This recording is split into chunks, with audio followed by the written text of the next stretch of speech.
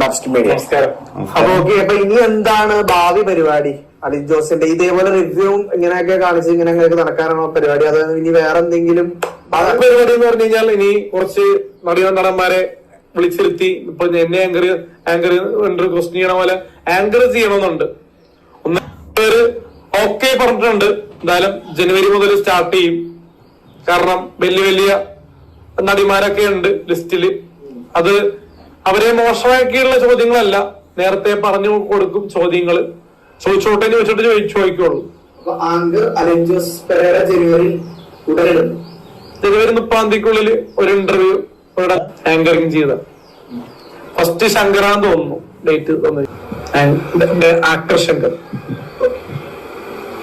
നിത്യമേനോൻ ചേച്ചിയുണ്ടല്ലോ, നിത്യമേനോൻ ചേച്ചി. ഒരു ദിവസം ഞാൻ നേരെ നിന്ന് കണ്ടു. എനിക്കായിട്ട് യാതൊരു പ്രശ്നമില്ലല്ലോ കമ്പനി. കാരണം നിത്യമേനോട്ട് ഞാനൊരു പ്രശ്നം ഉണ്ടാക്കിയിട്ടില്ല, ഒരായിട്ട് ഞാൻ കമ്പനി ഒന്നുമില്ല. പക്ഷെ ആറട്ടെണ്ണ കണ്ടപ്പോ ആറട്ടെണ്ണ പൊക്കിയെടുത്ത് മാറ്റി. പണ്ടാണ്ടാ, ഇപ്പോഴല്ല. അപ്പോ എനിക്ക് നേരെ ഇങ്ങനെ അടുത്തിങ്ങനെ നിന്ന് കാണാൻ പറ്റും. അതെന്റെ ഭാഗ്യം. ഞാനും ഷറഫുദ്ദീനൊക്കെ നേരിട്ട് കണ്ടിട്ട് സെൽഫി എടുത്താൽ കൊണ്ട് ഏതൊരു പടത്തിന്റെ ഒരു പ്രിവ്യൂവിന്. അപ്പൊ ഇത് പറഞ്ഞപ്പോഴാണ് നമ്മുടെ സാബുമോൻ നമ്മുടെ സന്തോഷ് വർക്കിനെ തല്ലുന്നും കൊല്ലുന്നും അതേപോലെ അടിക്കുന്നൊക്കെ പറഞ്ഞ ഒരു സംഭവം ഉണ്ടായി. അപ്പൊ അത് ശുദ്ധ മണ്ടത്തരമല്ലേ പറയുന്നു. കാരണം സാബുമോൻ ആരാണ്? പുള്ളി ആക്ടറാണോ? വലിയൊരു ആക്ടറാണോ? പുള്ളി എന്നെ ബഹുമാനിച്ചില്ല, അറിയോ? ഇപ്പൊ ഞാൻ വനിതാവിരുദ്ധയില് വരുന്നപ്പോൾ പല പല ഓഡിയോ ലോഞ്ച് പ്രസ് മീറ്റ് ഒക്കെ പോകുമ്പോൾ സമയത്ത് പ്രസ് മീറ്റ് ഒക്കെ അറ്റൻഡ് കാണാൻ വേണ്ടി പോണ സമയത്ത് ഈ നടന്മാരൊക്കെ എന്നെ നല്ല രീതിയിലാണ് ഇപ്പൊ സ്വീകരിക്കുന്നത്.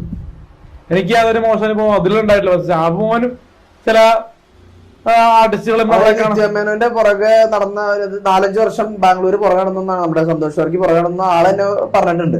അപ്പൊ അതേപോലെ തന്റെ വീട്ടിലുള്ള ഒരു പെണ്ണിന്റെ പുറകെയാണ് നടക്കുന്നത്. നിത്യമേനോൻ ചേച്ചി ഒരു കല്യാണം കഴിക്കാത്തോണ്ടായിരിക്കണം ഇങ്ങനെയുള്ള ഒരു പുറകണക്കിലൊക്കെ ഉണ്ടായത്. അല്ല, സൗമൻ പറഞ്ഞ ആളെ കൊന്നുകളയാ, എന്റെ വീട്ടിലുള്ള ഒരാളെ കൊന്നുകളയെന്നുള്ള സംഭവം പറഞ്ഞിരുന്നു. അത് തെറ്റല്ലേ? കാരണം താങ്കളുടെ പെങ്ങളുടെ പുറകെ അതല്ല ഞാൻ പറഞ്ഞത്. ഒരു കംപ്ലൈന്റ് കൊടുത്താ പോരെ, അറസ്റ്റ് ചെയ്താൽ പോരെ, പുള്ളിനാ ജയിലിലിട്ടാ പോരെ സന്തോഷ് വർക്കിനെ. ശല്യമായിട്ട് ആൾക്കാർ വന്ന് ജയിലിലിടുക. പക്ഷെ അങ്ങനെയുള്ള ഒരു ഇല്ല കാലത്ത്. ഈ ഒരു സ്റ്റേഷൻ പരിധിയിലും അങ്ങനത്തെ ഒരു പെട്ടെന്ന് അങ്ങനെ കേസെടുക്കൂല. പിന്നെ തല്ലാന്ന് വെച്ചാൽ പുള്ളിനെ ഉപദേശിച്ച് മാറ്റാം. പുള്ളിക്ക് എന്തോ ഒരു ഡിപ്രഷൻ ഒക്കെ ഉണ്ടെന്നൊക്കെ പറയുന്നത്. മാനസിക രോഗിയാണ് കൂടി ഉള്ള സ്റ്റേറ്റ്മെന്റ് പറഞ്ഞിരുന്നു. ഞാനാ അല്ല, സന്തോഷ് ആറട്ടെന്ന് പുള്ളി ഒന്ന് ഗുളിക കഴിക്കണമെന്നൊക്കെ പറയുന്നുണ്ട്. അറിയില്ല എന്താ വെച്ചാൽ പുള്ളിക്ക് ചില സമയത്ത് ഡിപ്രഷൻ പുള്ളി പറഞ്ഞേക്കാം. ഇപ്പൊ ലോജിക്കല്ലാത്ത കാര്യങ്ങളാ പറയുന്നത്.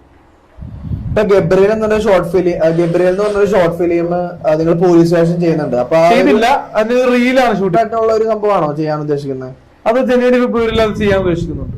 നിങ്ങളൊരു സന്തോഷ് പണ്ഡിറ്റ്, മറ്റേ സൂപ്പർ സ്റ്റാർ സന്തോഷ് പണ്ഡിറ്റിന്റെ ആ ഒരു ഇതിലേക്ക് ഉയരാൻ വേണ്ടിയുള്ള പരിപാടിയാണോ? അല്ല, സന്തോഷ് പണ്ഡിറ്റ് ലെവലല്ല അതൊരിക്കലും. അത് നമ്മുടെ സുരേഷ് ചേട്ടന്റെ ലെവലിലേക്ക് മലയാളിയായിട്ടുള്ള ഒരു മലയാളി പോലീസുകാര് മീഡിയ റീച്ച് കിട്ടാൻ വേണ്ടി അങ്ങനെ ചോദിക്കണമെന്ന് തോന്നുന്നുണ്ടോ? ഞാനത് ഇപ്പൊ മാപ്സിക് മീഡിയയിൽ ഞാൻ പല ചോദ്യങ്ങളും അങ്ങോട്ട് പറഞ്ഞ് ഇങ്ങനെ ചോദിപ്പിക്കാറുണ്ട്. പക്ഷെ ഞാൻ വലിയ വലിയ മീഡിയ കയറിയിട്ട് എനിക്ക് ഒരു പരിധിയില്ലേ. ഞാനൊരു ഫോട്ടോ വെച്ചപ്പോഴേ പറ്റില്ല, മനസ്സിലായ ആ ഒരു നാക്ക് ലിമിറ്റ് ഇല്ലേ, ഒരു ഗ്യാപ്പ്, ഒരു ആങ്കറും ഒരു റിവ്യൂറും തമ്മിൽ ഗ്യാപ്പ് ഉണ്ടാവില്ല. സുഹൃത്തുക്കളെ, അലിൻ ജോസ് പെരേരയുടെ ഫാൻസ് ആയിട്ടുള്ള നമുക്ക് എല്ലാവർക്കും കോരിത്തരിപ്പ് ഉണർവാക്കുന്ന കാര്യങ്ങളാണ്. അപ്പൊ അലിൻ ജോസിന്റെ എന്റെ പേര് വായ കൊള്ളാത്തൊരു പേര്, വല്ല ആറട്ടണം എന്നൊക്കെ ആയിരുന്നെങ്കിൽ അത് പറയാനായിട്ട് എളുപ്പമായിരുന്നു. അപ്പൊ അലിൻ ജോസ് പെരേര അപ്പൊ അവൻ എന്തായാലും ഇപ്പൊ വലിയ വലിയ അവതരങ്ങളൊക്കെ ആയിട്ട് വരുന്നുണ്ട്. അവതരങ്ങളൊന്നല്ല, വേറൊരു വാക്കാ പറയണ്ട, പക്ഷെ പറയല്ല. അപ്പൊ എന്താ അതൊക്കെ ആയിട്ട് വരുന്നുണ്ട്. അപ്പൊ എന്തായാലും പുതിയ അവൻ ആങ്കറിങ് തുടങ്ങുന്നുണ്ട്. അതിനകത്ത് അവൻ മറ്റേ പുള്ളിക്കാരന്റെ പേരെന്തായിരുന്നു, ഏതൊരു നടനെ കൊണ്ടുവരുന്നുണ്ടെന്നൊക്കെ അവൻ പറയുന്നുണ്ട്. അപ്പൊ ഇവനെ പോലുള്ളവനെയൊക്കെ ഇപ്പോഴും ആൾക്കാർ വെച്ചോണ്ടിരിക്കുന്നുണ്ടല്ലോ എന്ന് ആലോചിക്കുമ്പോഴായി. കാര്യം ഇതൊക്കെ ഇവനൊക്കെ കളയേണ്ട സമയം കഴിഞ്ഞ് ഇപ്പോഴും ഇതേപോലെ കാണിക്കുന്ന ഏതാണ്ട് അവന്റെ ഇരിപ്പും മട്ടൊക്കെ കണ്ടാൽ തോന്നും അവനേതോ വലിയ സംഭവമാണെന്ന് തോന്നും. അപ്പൊ അങ്ങനെ വന്നിട്ട് വെറുതെ അവന്റെ എനിക്ക് അവന്റെ ഈ ബോഡി ഷേമിങ് ചെയ്യാൻ പാടില്ല എന്നുള്ളതുകൊണ്ട് മാത്രമാണ് ഞാൻ ഒന്നും പറയാത്തത്. അപ്പൊ എനിക്ക് അത്രോട് കണ്ടിട്ട് പറയാനുള്ളത്. ഏറ്റവും കൂടുതൽ പറഞ്ഞാൽ കൂടിപ്പോ. പിന്നെ ഇത്ര നിങ്ങൾക്ക് എന്താണെന്ന് കണ്ടിട്ട് പറയാനുള്ളത്? അലിൻ ജോസ് പെരേരയുടെ അപ്കമിങ് വർക്ക്സിനായിട്ട് നിങ്ങളെല്ലാവരും വെയിറ്റിംഗ് ആണോ? എല്ലാം വീഡിയോ എടുത്താൽ കമന്റ് ഇടാൻ പോയിട്ട് ഇഷ്ടപ്പെട്ട എല്ലാവരും സബ്സ്ക്രൈബ് ചെയ്യാൻ. പലർക്കും അടുത്തൊരു വീഡിയോ കണ്ടിട്ട്